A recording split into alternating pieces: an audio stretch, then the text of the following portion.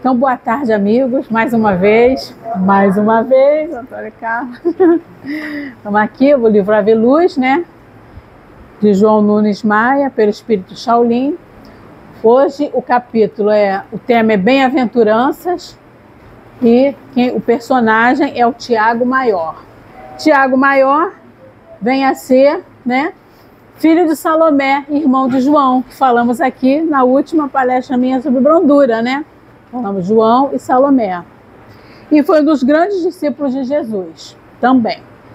Ele queria fazer corresponder, né, às regiões espirituais mais elevadas, o seu modo de ser, e desejava que a maior parte do seu tempo fosse dedicada ao aperfeiçoamento íntimo. Então, Tiago tinha essa vontade, né? Meditava bastante, sempre procurando como fazer o melhor, sempre à procura da perfeição.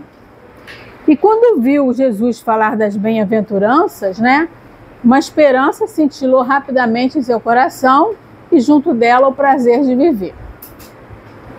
Entretanto, ouvia um sopro na intimidade da alma dizer: isso tem um preço, né? Essas bem-aventuranças têm um preço. Vamos saber que preço é esse. E realmente tem preço. Mas não é um preço na área comercial, né? Não é um preço na comercial dos homens, não é dinheiro. Mas é o quê? O ouro do sacrifício. A gente vai ver tudo isso mais à frente. Da educação, da disciplina e do trabalho constante no nosso aperfeiçoamento espiritual. Para a gente conseguir estas bem-aventuranças, né, a gente vai ter que dar um preço, tempo, trabalho, estudo, né, constante. Enfim, na plena domesticação das forças da alma e do corpo. Ou seja, o esforço em quê? Em mudar a si mesmo, né, domar em nós, né, as nossas más tendências, necessidade da nossa transformação moral. Então, esse vai ser o esforço que a gente vai ter que fazer. E aí, Tiago, né, filho de Salomé, tanto procurava a perfeição que quando ele pensava em uma companheira para ficar junto dele, né, que ajudasse na vida, ele visualizava cheia de encantos, né, expressando beleza e virtude em todos os gestos, né? É lícito, mas é meio impossível, né, nesse mundo que a gente vive, né? Ou seja, cultuar a beleza, somente a beleza física. E ele chegava quase a sentir, né, essa companheira dele na mente. Bom, em certa feita, Tiago sentiu vontade de visitar Betânia e durante essa viagem ele teve uma experiência fora do corpo, né? Onde ele, nessa experiência, ele encontrou uma mulher de rara beleza, né? E ela tentou seduzi-lo de todas as formas. Mas, entretanto, ele lutou muito, né? Mas conseguiu vencer essa tentação e dando-se conta das grandes ilusões da nossa vida, né? Que normalmente nos fazem tropeçar, essas tentações e essas ilusões. Enfim, após essa experiência, ele encontrou-se meio desacordado, né? Passou um viajante e deparou com ele esticado no chão, como se ele estivesse tendo uma grave enfermidade, né? Esse homem desceu do cavalo e deu uma sacudidela nele, ele estava desacordado. E aí ele acordou assustado, custou voltar a si, meio confuso, perguntou o que era aquilo, né? Onde ele estava, mas com o tempo ele foi recordando, né, o que sentiu essa história e a espécie de sonho com essa mulher, né, na estrada de Betânia. Conversou com o Senhor, agradeceu e seguiu viagem. E esses dias que ele ficou lá em Betânia, ele ficou, pareciam anos, né, pensando sempre nessa situação que ele viveu. Voltou para Betsaida, né, ansioso para encontrar o pessoal lá que ele sempre estava junto, né, João, Pedro, André e os outros discípulos, né, e contar o que aconteceu com ele lá e pediu um socorro espiritual. E queria falar com Jesus também. Não, eu tenho que falar com Jesus, tenho que falar com ele sobre essa situação que eu vivi, que eu não estou compreendendo. E na igreja de Betsaida, né, já estavam todos reunidos, Natanael, né, com o assentimento de Jesus, iniciou a prece, E Tiago, né, perguntou a Jesus nestes termos: Mestre, o que vem a ser as bem-aventuranças? O Cristo, né, dentro do seu modelar comportamento, manifestou-se com satisfação. E aí eu trouxe para vocês, né, o que essa figura remete? A quê? Ao Sermão da Montanha, certo? Nos relembra, né, Sermão da Montanha. Então imagina ali, mestre, o que vem a ser as bem-aventuranças. Então vamos aprender com o mestre.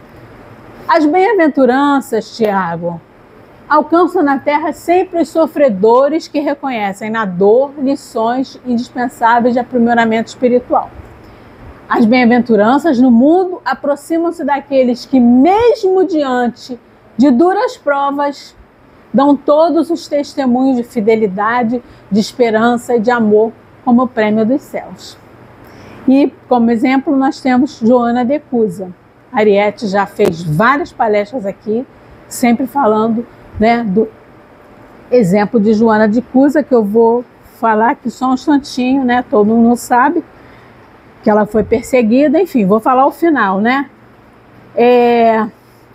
Ela estava junto, né, dos outros 500 cristãos, foi levada ao poste do martírio. Os cabelos, né, brancos, ela ouve as queixas de um homem novo que estava amarrado a um poste próximo. Quem era esse homem?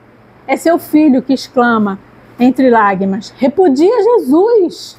Minha mãe, não vês que nos perdemos? Abjura por mim que sou seu filho. O filho queria que a mãe negasse Jesus, né? Então é uma coisa muito difícil, né? A gente não teria essa capacidade, infelizmente. Mas as lágrimas, né, correm os olhos dela, ela lembra do Cristo, lembra da mãe de Jesus, que viu seu filho ser sacrificado, né? E ela fala para o filho, né? E lembra das palavras de Jesus quando ela encontrou com ele numa outra oportunidade, que ajudou ela no destino de sua vida. Vai, filha, ser fiel. Então, lembrando da mãe de Jesus, lembrando dessa palavra de Jesus, pediu ao filho que se calasse, né? E nesse instante, um dos verdugos se aproxima e pergunta irônico, né? O teu Cristo soube apenas ensinar-te a morrer? E ela responde: não apenas a morrer, mas também a vos amar. Olha o desprendimento, né, de Joana de Cusa. E sentiu a mão, né, inconfundível de Jesus a tocar os ombros dela. Joana, tem bom ânimo, eu estou aqui. Então, ela, triunfante, transpõe o pórtico da morte. Então, as bem-aventuranças se aproximam daqueles que, mesmo diante de duras provas, né, vão manter o quê? Os testemunhos de fidelidade, de esperança e de amor. Então, esse aí foi um exemplo. E continua Jesus: Tiago, as bem-aventuranças descem aos homens para confortar os que vêm marcados ao mundo por doenças, que vencem o tempo e que os acompanham até o túmulo e que sabem com coragem suportá-las pacientemente, tirando desse estado normas de vida singular, de maneira a nunca esquecer a bondade do Criador. Um outro exemplo, nosso querido Jerônimo Mendonça, quem não sabe, né? Conhecido como gigante deitado. Ele, mesmo paralisado e cego, trabalhava arduamente pelo ideal espírita e percorreu o Brasil numa cama ortopédica, divulgando a doutrina espírita, né? Por isso ele ficou conhecido como gigante deitado. São exemplos, né, que a gente teve, né, disso tudo para conseguir o quê? As bem-aventuranças, certo? Continua Jesus: Tiago, não pode ser bem-aventurado ou alcançar as regiões resplandecentes como parte integrante dos anjos, se não passares por testes que te comprovem as qualidades, né? A página de abertura hoje fala sobre isso, né? Sobre as nossas dores, sobre o que a gente tem que fazer, né? Tem que lutar, tem que ser perseverante, né?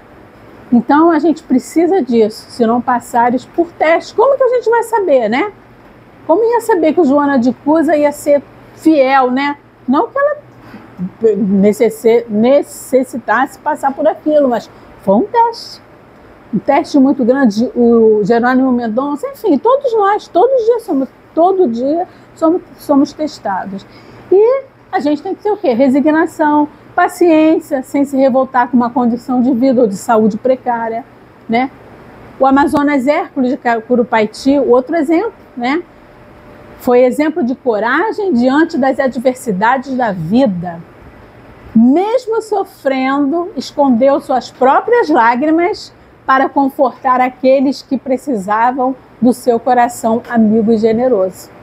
Ou seja, né? Sofria, mas dava o sorriso, né? Como é que é? Dá o seu melhor sorriso. A nossa música aqui, que também é outro, se você prestar atenção na música, também tem a ver com esse trabalho. Tiago, continua Jesus, há muitas pessoas que se revoltam com facilidade diante da dor, mas esquecem ou ignoram que somente ela, a dor, desabrocha na alma o esplendor da luz celestial. Não tem como, temos que passar pela dor. Aqui é o mundo de quê? Provas e expiações. Estamos aqui para quê? Nos melhorarmos, né? Então, a tendência de quase todo ser humano é fugir da disciplina, por desconhecer seus benefícios. A disciplina tem benefícios, todos os benefícios. Quais seriam? Exemplos, né? Precisamos de disciplina em tudo. Na alimentação saudável. Alimentação saudável, qual é o benefício? Saúde.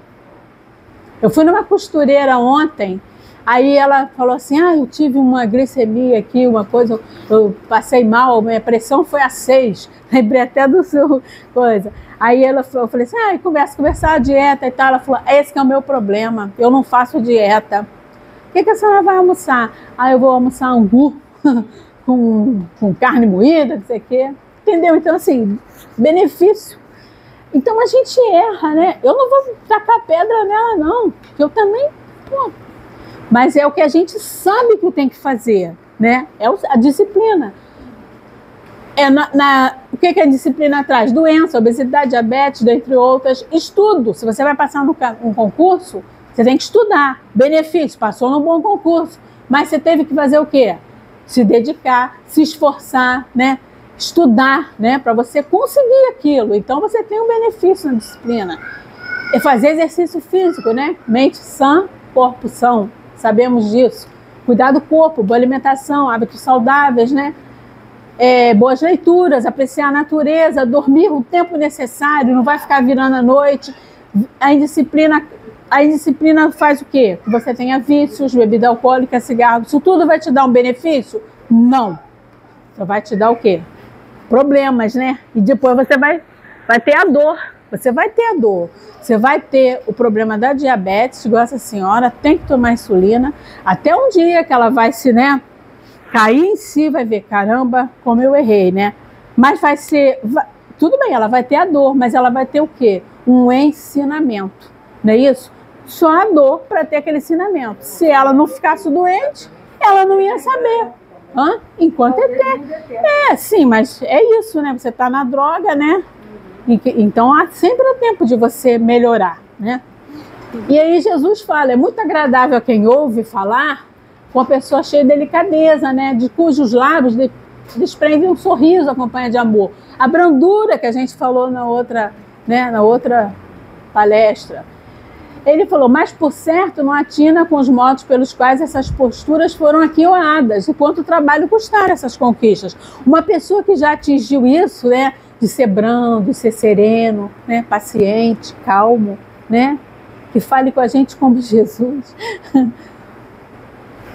Quanto ele não teve que aprimorar, que trabalhar isso dentro, né, uma reforma íntima gigantesca, para poder chegar nesse nível, né? E Jesus fala, uma joia depois de pronta é valiosa e costuma juntar em torno de si muita gente admirá-la. A gente sabe, né, que o diamante é uma pedra bruta, mas ele tem que ser o quê? Lapidado, né, para se tornar uma pedra, uma joia. Então aí é o esforço, né? E aí a procura desse tesouro, né? Poucos são os que persistem. Não é muito mais fácil, gente? Vou comer meu angu. Aquela moça falou para mim que eu tinha que comer a salada e tudo. Eu vou comer o meu angu mesmo, né? A gente sempre quer o mais fácil, mas a gente tem que entender que tem que ter um esforço, né? E trabalho consecutivo para que a gente consiga, né? conseguir atingir essas preciosidades da vida, que as bem-aventuranças trazem para nós. Autoconhecimento, reforma íntima, domínio das nossas más tendências. E Tiago, né, por dentro ficou nervoso. Vinha à mente dele aquelas recordações, mas falar ali daquele assunto que ele teve, né, o sonho dele, que ele encontrou com a mulher, ele ficou, fala ou deixo para depois? Falo com Jesus ou não falo? Aí a mente dele se perturbou, né? E o mestre, óbvio, né? Interrompeu e falou para ele assim, Tiago, não nos compete julgamento algum, né? Do que ele passou. Julgar é privilégio de Deus, por ser ele a onisciência universal. Agora, entretanto, olha só que interessante, avisar aqueles que correm certos perigos de perder valiosas oportunidades é ajudar, é desejar-lhes bem-aventuranças, né?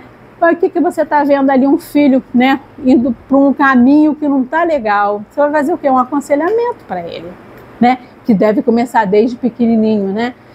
A gente está vendo, estudar, né? Não usar drogas, álcool, cigarro, evitar vício, cuidar do corpo, respeitar as pessoas, as regras, professores, dentre outros.